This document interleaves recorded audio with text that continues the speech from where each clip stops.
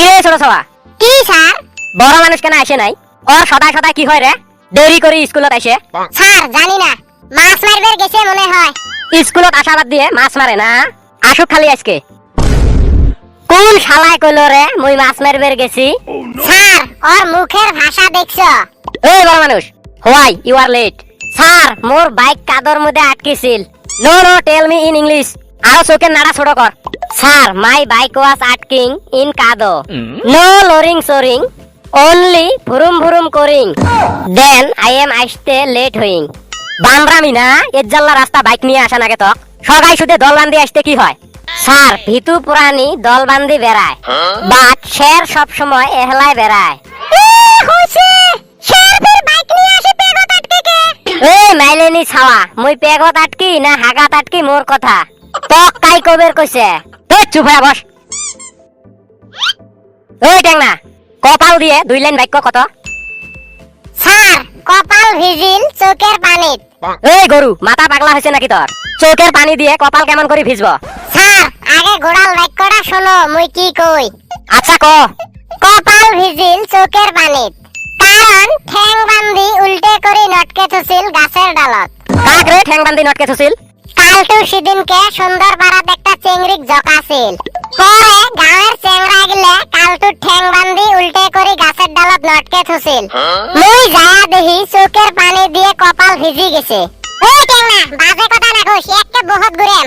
কোন দিন চেংড়ি জকাইলাম হ্যাঁ? তুই আর বুঝছস না, সারের সময় লস করি আছি মুই। কি গলি বস এক। এই টাকলুর বেড়া তুই কত? কি কইমু স্যার? চেংড়ি মানুষের শরম বেশি না চেংড়া মানুষের শরম বেশি? চেংড়ার শরম বেশি। কেমন করি? স্যার কতগুলা ফিল্মের মধ্যে দেখা পাই চেংড়িগুলো আগে কাপড় খোলে, চেংড়াগুলো পরে কাপড় খোলে।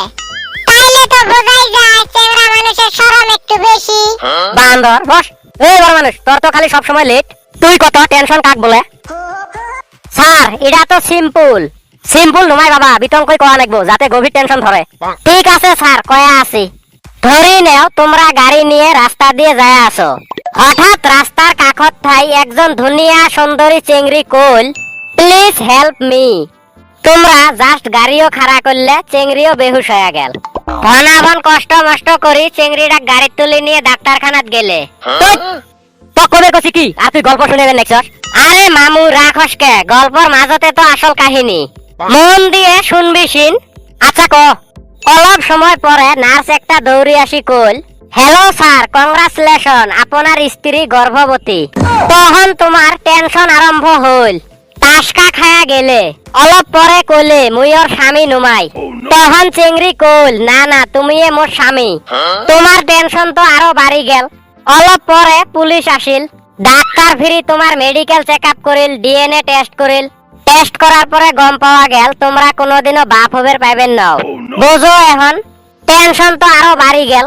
মাথা নিচু করি মেডিকেলের বাহিরত আসি চিন্তা করা আরম্ভ করলে, বাড়ির মধ্যে যে মোর দুড়ে ছাওয়া আছে কড়াই থেকে আসিল। হ্যাঁ স্যার কি হল, টাসকা খেলে নাকি? না মরলে প্রবলেম নাই। কালটু তুই কত পৃথিবীর মধ্যে সবচেয়ে গরিব কাই? স্যার একদম শুদ্ধ উত্তর দিবের পাবেন নাই, বাট আচ্ছা ওষুধ উত্তরে দিত দেখি। জেলে ছাওয়া সোশ্যাল মিডিয়াত ফটো পোস্ট করে টাইটেল লেখে, কেমন লাগছে গাইস? তো বললে ছাওয়া কেমন করে গরিব হবো? স্যার আই থিংক ওগে বাড়িত কি একটা আয়না নাই, সোশ্যাল মিডিয়াত পোস্ট করে কেমন লাগছে গাইস? তোকে দাঁড়ায় কাম হবেন নয়। প্রিয়া কত? কি কমু স্যার? তুই কাক বেশি বেয়া পাস? স্যার ঈশ্বরচন্দ্র বিদ্যাসাগর। বে ঈশ্বরচন্দ্র বিদ্যাসাগর তো একজন মহান ব্যক্তি।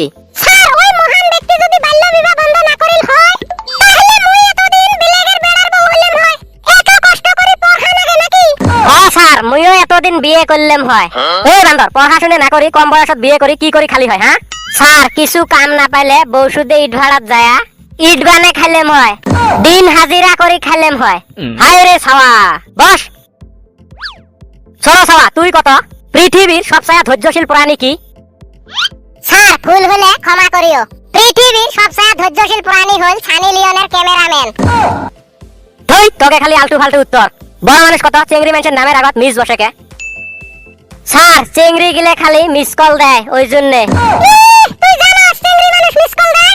জানি না তে কি মোর মোবাইলত কত চেংড়ির নাম্বার আছে নাকবো নাকি খালি এয়ারটেল সিম চলায় আর পুশ করলে কয় আঙ্গে বাড়ির জিও সিম টাওয়ার পায় না 50 টাকা রিচার্জ ভরায় আর মিস কল দেয় ওই লোক কয়টা মান চেংড়ির নাম্বার দে রে ওই ক্লাসরুমে তোকে কি এলে হ্যাঁ শোনো সবা কি স্যার এতক্ষণ তো জি উত্তর দিলে মোর মাথা হ্যাং মারি গেছে গতিকে তোকে একটা লাস্ট কোশ্চেন করুম এমন উত্তর দিবি শুনি জিন মুই আচরিত হয়ে যাই স্যার আচরিত কে বেহুশ হয়ে যাবে কি প্রশ্ন আছে করো গতির সূত্র তিনটের বিবরণ দে একদিন একজন মানুষ রাস্তা দিয়ে যায় আছে হঠাৎ দেখিল একটা ছাগল দৌড়ি আছে তৎক্ষণাৎ ছাগলটাক দাবড়ে ধরিল হয়ে গেল প্রথম সূত্র আবিষ্কার গতিশীল বস্তু একটা বাধা না দিলে গতি করি থাকে প্রথম সূত্র এফ হাতত নিয়ে ছাগলক জোরে একটা লাথি মারিল ছাগল কল মে হয়ে গেল দ্বিতীয় সূত্র আবিষ্কার এফ ইকুয়াল মে মানে এম এ তারপরে ছাগলক আরো একটা লাথি মারিল এইবার ছাগলের রাগ উড়িল শিং দিয়ে মারিল ঠিকে